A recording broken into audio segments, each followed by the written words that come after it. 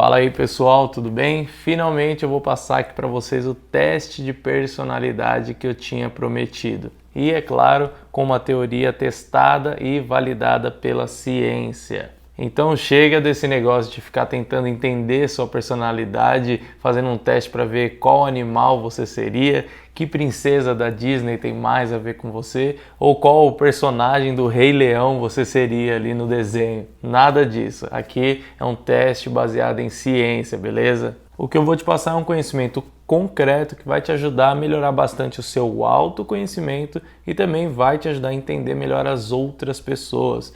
Então chega desse negócio de ficar lutando, brigando aí com pessoas que têm um jeito um pouco diferente do seu, e agora você vai passar a entendê-las um pouco melhor. E para quem não me conhece, o meu nome é Kelvin Corrêa, eu sou especialista em neurociências e comportamento humano e aqui nesse canal eu trago conteúdo sobre desenvolvimento pessoal e autoconhecimento sempre baseado em ciência. Então já se inscreve aí para não perder nenhum vídeo novo e bora lá! Lembrando que esse vídeo aqui é o segundo de uma sequência de 2, onde no primeiro eu trouxe uma parte mais conceitual sobre o que é personalidade, qual que é o conceito correto disso e qual é a teoria mais aceita dentro da ciência, tá bom? Mas eu vou dar um resumão geral aqui sobre o que eu falei no vídeo passado, até para quem já assistiu relembrar também. Resumindo aqui de maneira bem rápida, a sua personalidade é como se fosse um modelo padrão, um modelo base que funciona como uma lente onde você enxerga. Dependendo da sua lente, você vai enxergar de uma maneira diferente. Como a gente vê cada um através da sua lente, é por isso que existe uma individualidade da pessoa, como a gente percebe as coisas, até como a gente age em cada situação do dia a dia. Sendo assim, o conceito de personalidade mais aceito dentro da ciência é o que a gente chama de 5 grandes traços de personalidade, que a partir de algumas descrições e um teste, que é o que eu vou passar aqui para vocês, a gente já consegue ter uma boa noção e entender melhor a personalidade de uma pessoa. Ou seja, esse é um conteúdo riquíssimo que vai te ajudar em basicamente tudo na sua vida. Porque, como dizia o filósofo grego Sócrates, conheça-te a ti mesmo e conhecerás o universo e os deuses. Mas eu já falei demais aqui, vamos começar a entender como funciona esse teste. O teste funciona da seguinte forma: eu vou te passando diversas perguntas divididas em cada um dos 5 traços de personalidade e eu também vou dividir ali dentro de cada faceta, de cada aspecto que tem dentro de cada traço. Mas fica tranquilo, como eu prometi no vídeo anterior, eu vou te explicar melhor o que é cada uma dessas facetas para você entender ali bem no detalhe. Aí, em cada uma dessas questões, que na verdade são afirmações, você vai ter que dar uma nota, você vai ter que enumerar de 0 a 10 o quanto que essa frase, o quanto que essa afirmação tem a ver com você. Então, se aquela afirmação não tiver nada a ver com o seu jeito, nada a ver de como você é, você vai dar 0.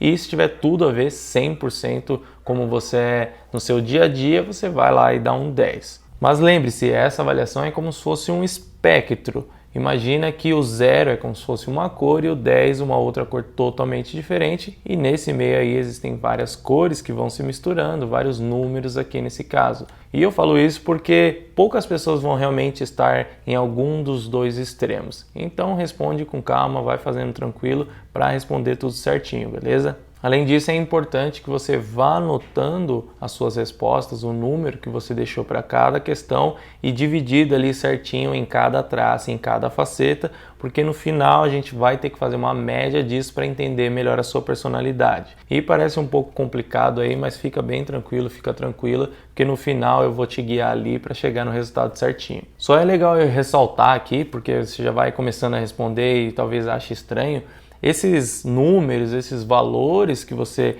vai chegando ali de acordo com cada questão, não quer dizer algo bom ou ruim, ou mais ou menos. Na verdade, isso só quer dizer uma relação de percentual com a população. Imagina que se você respondeu 6 para alguma pergunta, isso quer dizer que 60% da população tem esse traço, esse nível abaixo do seu e que 40% tem esse traço com essa questão acima do seu. Então não é bom ou ruim, não é certo ou errado, é só um percentual em relação à população em geral, tá bom? Entendido tudo isso, vamos começar então pelo traço de extroversão, que para quem já acompanhou o meu primeiro vídeo sabe que ele é dividido entre entusiasmo e assertividade. Quando a gente fala sobre o aspecto de entusiasmo, é muito relacionado à extroversão social dessa pessoa. Uma pessoa com alto nível nesse aspecto é aquela que fala bastante, faz muita amizade, se diverte, por aí vai.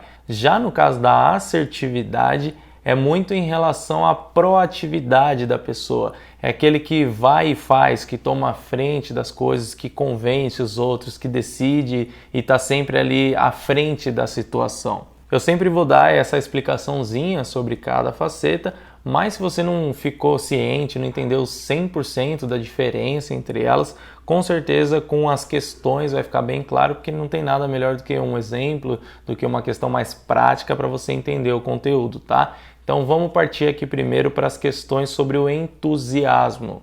Primeiro, faço amigos facilmente. Segundo, me afeiçoo rapidamente, aquela pessoa que se apega fácil a uma amizade. Terceiro, mostro meus sentimentos quando estou feliz. E quarto, eu me divirto muito e dou muitas risadas com frequência. Essa última aqui eu tiro 10, todo mundo que me conhece aí sabe muito bem. E lembrando só que você tem que colocar de 0 a 10 para cada uma dessas perguntas, tá bom? E nesse aqui são apenas 4 afirmações mesmo, são poucas perguntas. Porque nos estudos, nos testes que geralmente o pessoal passa, a gente coloca mais algumas questões negativas, algumas questões invertidas. Eu não vou colocar aqui, senão vai ficar um pouco confuso depois para vocês conseguirem pegar a pontuação lá e transformar aquilo em resultado. Mas sempre imagina o seguinte, se você respondeu que se afeiçoa facilmente, que faz amizade facilmente, nota 7, automaticamente se eu fizer essa pergunta ao contrário para você, como eu sou uma pessoa mais reservada ou não faço muitos amigos, você teria que responder o contrário, né? Se você respondeu 7 para fazer muitos amigos, seria 3 no caso contrário. Sempre faz essa reflexão ao contrário para não cair em nenhum viés de sempre ir respondendo muito alto ou muito baixo, tá bom? Agora partindo para a segunda faceta, faz um risco aí na sua folha, embaixo escreve assertividade e vamos continuar aqui. Primeiro, tomo a liderança. Segundo, tenho a personalidade forte. Terceiro, sei como cativar as pessoas. Quarto, me vejo como um bom líder. Quinto, posso convencer os outros a fazer coisas. E sexto, eu sou o primeiro a agir. Vocês vão começar a perceber que muitas vezes você vai pontuar mais alto em uma das facetas dentro do traço e na outra faceta você vai pontuar pouco. E isso é comum, isso é normal, não ache estranho, porque realmente existe essa divisão, porque pode acontecer esse caso. E na verdade até dentro do próprio aspecto, dentro da própria faceta, pode acontecer de você pontuar muito alto em uma questão e em outra não. Isso é totalmente normal e isso é o que dá a variabilidade, né, que a gente tem de cada pessoa ser diferente da outra. A gente pode dizer que quase que não existe uma personalidade idêntica à outra. Tem muitas semelhanças, mas idêntica é quase impossível. Então a gente finaliza o traço de extroversão, deixa ele de lado e agora a gente vai falar sobre o traço de abertura às experiências. Sendo que esse traço é dividido em receptividade ou simplesmente abertura e intelecto. Quando a gente fala desse lado do aspecto de abertura, a gente está falando bastante sobre criatividade, sobre gostar de coisas artísticas, sobre ter uma imaginação fértil, sobre ver estética nas coisas, sobre o mundo da fantasia no geral. Uma pessoa com alto nível desse aspecto é muito correlacionada, costuma gostar bastante de arte de alguma maneira. E isso tanto numa questão de criar a arte, né, realmente produzir ou trabalhar com isso, como também só numa questão de admirar. Uma pessoa criativa não necessariamente é criadora de arte. Já quando a gente fala do aspecto do intelecto, é muito mais relativo a ideias, a curiosidade de aprender coisas novas. Existe inclusive uma correlação entre as pessoas que têm um alto nível desse traço, né, desse aspecto dentro desse traço, e um QI mais alto também, que é uma medida que mede uma questão de cognição, de capacidade cognitiva, mas esse é um assunto para outro vídeo, eu só queria deixar essa curiosidade para vocês. Iniciando pelas questões relacionadas à abertura.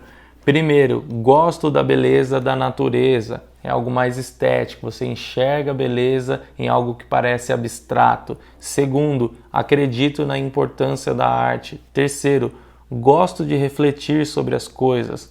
Quarto, fico imerso em música, tanto viajando na própria música quanto na emoção que ela causa.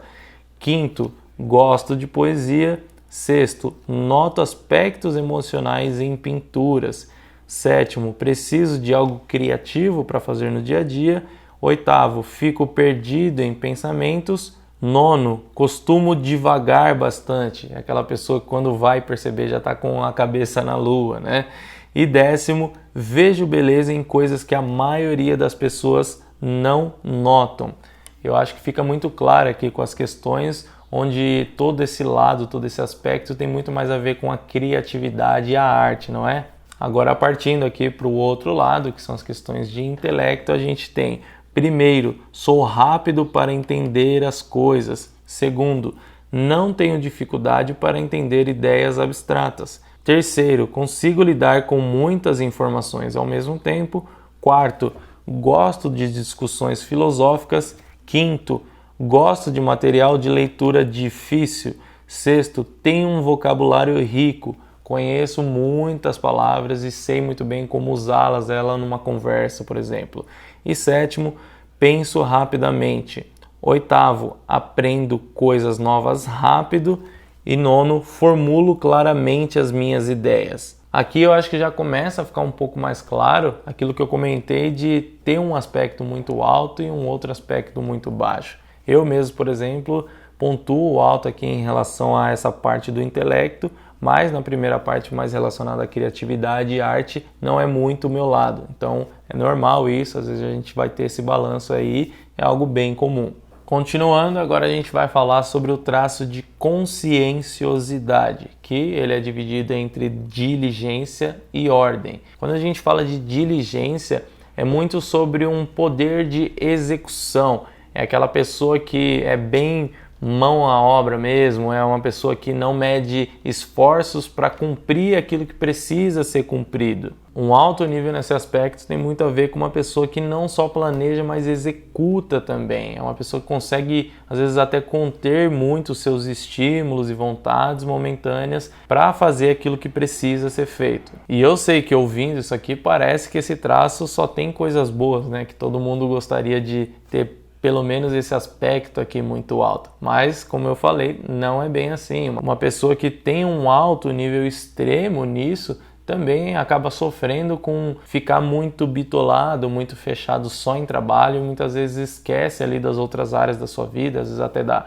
saúde ou da relação com outras pessoas. Então, não tem algo bom ou ruim, só depende da situação. Já falando sobre o lado da ordem, é aquela pessoa que se importa, que se preocupa muito com a rotina, com a ordem literalmente das coisas, né? Com os processos, com como tudo deve ter um detalhe ali, deve ser bem específico. Esse tipo de pessoa tem algumas vantagens também, mas precisa tomar um pouco cuidado com o perfeccionismo, não acabar se perdendo ali nos mínimos detalhes e perder a noção, né, do que realmente está fazendo, aquela grande visão que tem por trás. Mas eu já falei demais, vamos para as questões aqui sobre o lado de diligência. Primeiro, termino meus planos. Segundo, termino as tarefas rapidamente. Terceiro, sempre sei o que estou fazendo. Quarto, termino aquilo que começo. Quinto, não perco o meu tempo. Sexto, não acho difícil começar a trabalhar. É diferente daquelas pessoas que levam um tempinho ali para começar a pegar o ritmo do trabalho, né? Sétimo, não bagunço as coisas. Oitavo, coloco totalmente meu foco no que estou fazendo. Nono, não adio as minhas decisões. Não fica procrastinando para resolver aquilo que precisa. E décimo, não sou facilmente distraído. E aí, tá começando a se identificar, né? Mas lembra que você tem que dar de 0 a 10 para cada uma dessas questões. Não vai cair no erro de ficar colocando só sim ou não, ou só assistir o vídeo e não anotar ali a sua nota, porque assim o teste não funciona. Inclusive, já comenta aqui embaixo quais das questões ou quais dos aspectos que você teve uma pontuação maior até agora. Mas vamos lá para a segunda parte aqui das perguntas sobre ordem. Primeiro, não deixo minhas coisas jogadas. Segundo, eu gosto de ordem. Terceiro, deixo as coisas organizadas. Quarto, sigo uma programação. Quinto, fico incomodado com pessoas bagunceiras, até numa questão de tom de crítica, né? Quando você vê uma pessoa muito bagunceira, aquilo te incomoda. Sexto, quero que tudo fique certo. Sétimo, eu não gosto de bagunça. Oitavo, eu gosto de rotina. Nono, eu faço com que as regras sejam cumpridas. Você não só cumpre as regras, como também reforça elas, né? Leva as outras pessoas a também cumprirem essas regras. E por último, em décimo, quero que cada detalhe seja visto. E aqui também é extremamente comum ver as pessoas que têm um alto nível de um desses lados e baixo do outro. Então, uma pessoa que tem uma diligência muito alta, que executa e não mede esforços para fazer uma tarefa, mas por outro lado tem a ordem baixa, né? Uma pessoa um pouquinho mais bagunceira. Eu sempre comento sobre isso para vocês entenderem que é normal, tá bom? Prosseguindo, agora a gente vai falar sobre o traço de amabilidade, que, como eu comentei no outro vídeo, pode ser chamado de agradabilidade ou também de socialização. E esse traço é dividido em compaixão e polidez. O lado de compaixão é mais sobre se interessar pelas outras pessoas, é você se preocupar com as emoções que os outros têm, com os desejos que os outros têm. É aquela pessoa que muitas vezes até em prol do desejo de outra pessoa faz uma coisa que não acredita que seja muito correto ou uma coisa que ela queira realmente, às vezes até se arrepende lá na frente. É muito em relação a todo esse contexto relacionado ao outro, a compaixão com o outro. Já no caso da polidez tem mais a ver com a socialização em si, em saber lidar com pessoas e com situações, é saber ali gerenciar conflitos que possam estar acontecendo, é entender bem a questão hierárquica e de autoridades. Eu diria que no geral é uma pessoa que tem mais uma questão diplomática, assim. Então, se você tem um alto traço de polidez, geralmente você gerencia muito bem esse tipo de relação interpessoal. E começando aqui pelas questões em relação à compaixão, a gente tem, primeiro, eu me interesso pelos problemas dos outros. Segundo, eu sinto a emoção dos outros. Terceiro, eu pergunto sobre o bem-estar dos outros. Quarto, eu me importo com a necessidade dos outros. Quinto, eu simpatizo/empatizo com o sentimento dos outros. Sexto, eu não sou indiferente ao sofrimento dos outros. Sétimo, eu dedico tempo aos outros. Oitavo, eu tenho interesse genuíno na vida das pessoas. Nono, eu tenho um lado gentil, um lado meigo. E décimo, eu gosto de fazer coisas pelos outros. Eu acho que fica bem claro aqui com as questões que é muito em relação a se importar com as necessidades e com as emoções das outras pessoas, né? Agora a gente já vai partir aqui para as questões sobre polidez. Primeiro, eu respeito a autoridade. Segundo, eu não acredito ser melhor do que os outros. Terceiro, eu não gosto de ser visto como mandão.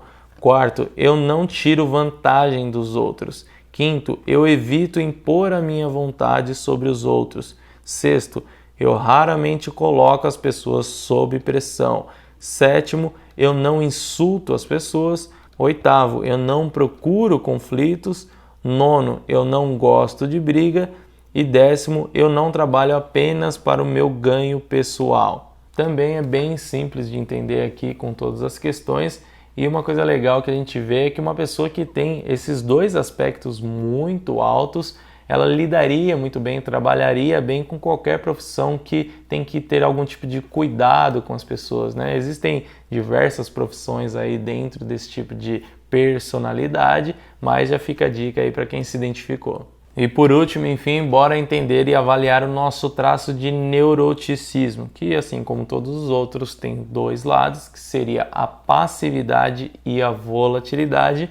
Mas uma coisa legal de se lembrar, que eu comentei no vídeo anterior também, é que o traço de neuroticismo é o nosso reino das emoções negativas, é o que diz respeito em relação a gente dar um passo para trás quando se vê numa situação de potencial perigo, ou às vezes só se congelar ali, né? Só parar para ver e avaliar melhor aquela situação. Sendo que quando a gente avalia esse lado da passividade, a gente está falando daquele tipo de resposta mais interna que uma pessoa tem frente a essas emoções negativas. Uma pessoa que tem alto neuroticismo acaba experienciando muitas emoções negativas. E se ela tem a passividade muito alta, ela literalmente vai ser mais passiva nessas situações, ela vai ter uma resposta mais interna, ela guarda para si esse problema, ela fica ruminando ali de alguma forma. Geralmente acaba sendo uma pessoa mais preocupada de forma geral. Mas, por outro lado, uma coisa boa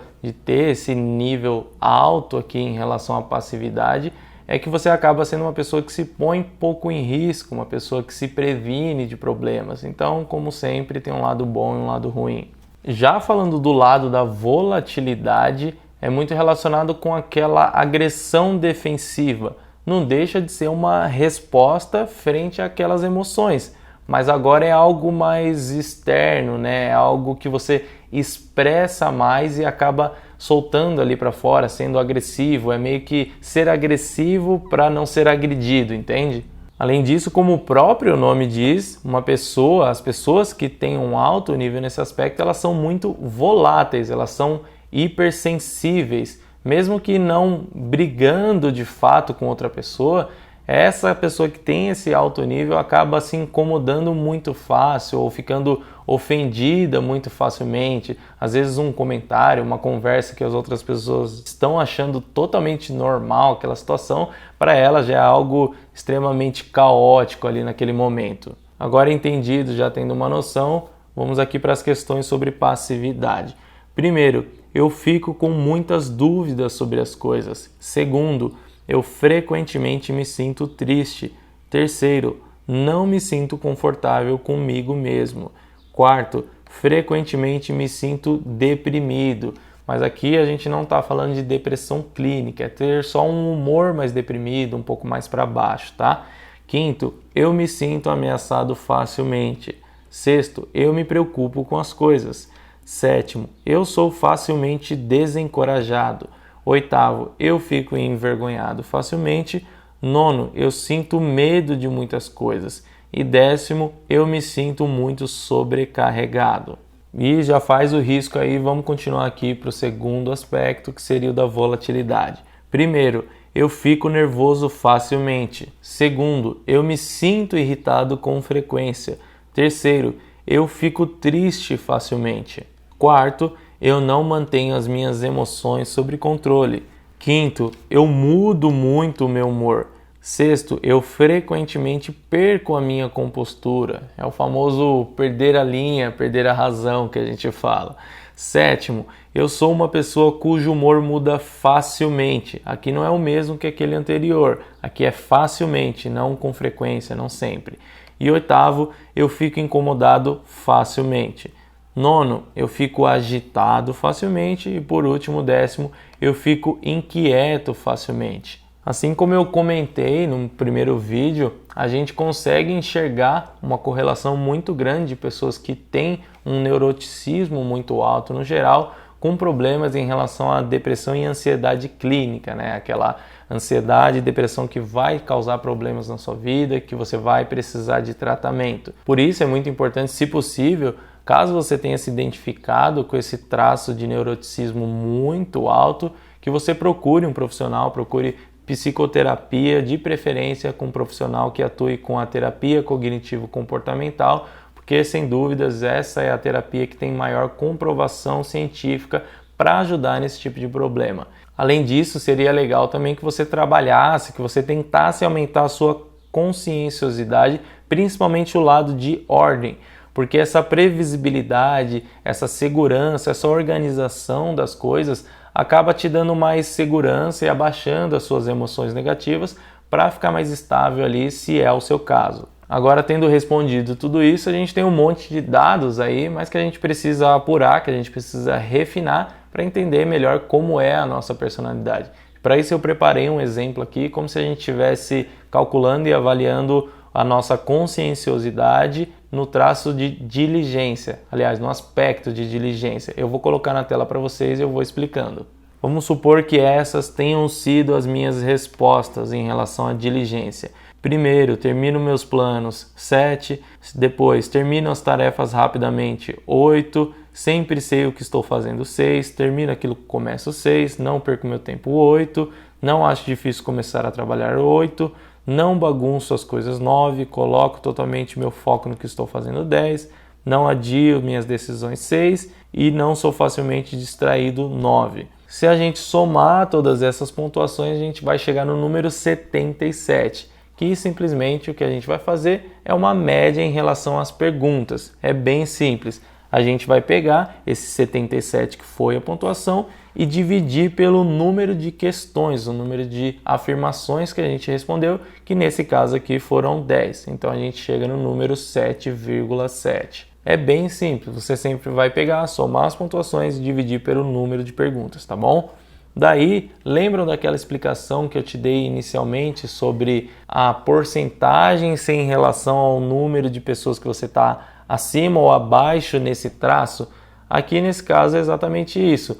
Esse 7,7 significa que 77% das pessoas têm um nível mais baixo em relação a esse traço, em relação a esse aspecto, e que 33% das pessoas têm um nível mais alto desse mesmo aspecto sendo avaliado. E daria na mesma se fosse outra nota. Se a gente chegasse em 3, significaria que 30% das pessoas têm esse nível abaixo do meu e que 70% das pessoas têm um nível acima do meu. É simples assim. E se você tiver ficado com alguma dúvida em relação a essa parte dos cálculos, pode deixar aqui embaixo nos comentários ou até me mandar lá no meu Instagram, @o_kelvincorrea, que eu te ajudo, mas eu acho que é algo bem simples, deu para entender. Além disso, é importante eu ressaltar aqui para vocês que independente dos resultados que você chegou em relação aos seus traços, que você consegue sim moldar e trabalhar um pouco para aumentar ou diminuir algum desses traços de acordo com a sua vontade, de acordo com a sua vida. Não existe a personalidade certa ou errada. Na verdade, é muito legal até vocês avaliarem se o ambiente em que vocês estão vivendo, se o trabalho que vocês têm, se a vida que você leva está de acordo para você viver um pouco mais confortável, um pouco mais feliz de acordo com a sua personalidade. Sempre pensa nisso, se você está inserido no ambiente certo ou no ambiente errado, porque a sua personalidade não é certa e nem é errada, tá bom? Mas e aí, me conta aqui nos comentários qual foi o traço de personalidade que destoou aí para você, que foi o mais alto de todos. No meu caso aqui, o primeiro foi a conscienciosidade e depois foi a extroversão. Deixa aqui nos comentários para a gente se conhecer um pouco melhor. E não esquece de mandar esse vídeo aqui no grupo da família, mandar no WhatsApp dos seus amigos, manda para todo mundo, porque esse conteúdo é muito importante, ajuda bastante a pessoa a se conhecer melhor, conhecer as outras pessoas e a viver uma vida melhor de forma geral. O autoconhecimento é sempre muito enriquecedor. Então não esquece de compartilhar aí, deixar a curtida e a gente se vê no próximo vídeo.